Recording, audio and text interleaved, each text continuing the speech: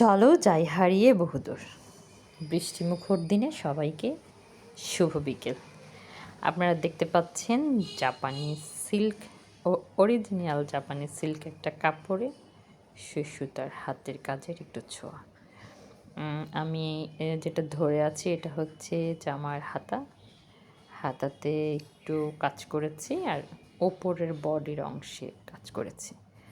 কাপড়টা একদমই sea green যাকে বলে, আর এটাতে আমি অল্প করে লাসি সুতায় কাজ করেছি।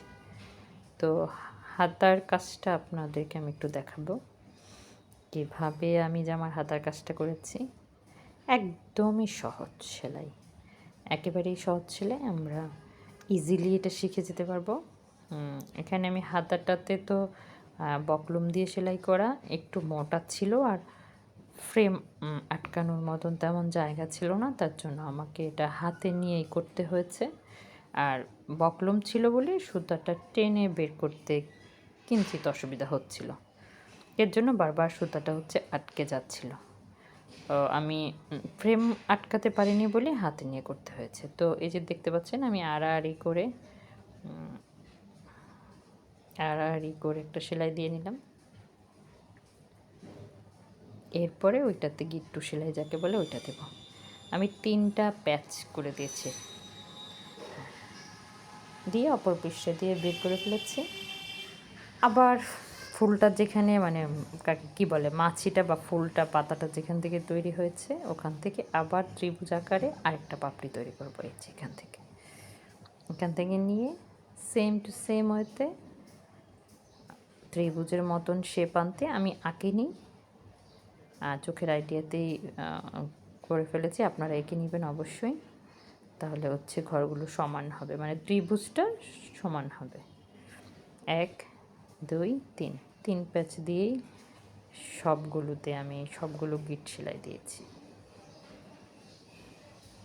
একটু সুতাটা টেনে নিতে অসুবিধা হচ্ছে, ওই যে বললাম হাতার বর্ডারে আমি বকলুম দিয়ে হাতাটা ভারী করেছিলাম, তার জন্য। তো একই ওয়েতে এরকম করে দুপাশ থেকে নিয়ে ত্রিভুজ আকারে দাঁড় করিয়েছি। আপনারা একটু লক্ষ্য করে দেখলেই বুঝতে পারবেন সেলাইটা একদমই ইজি।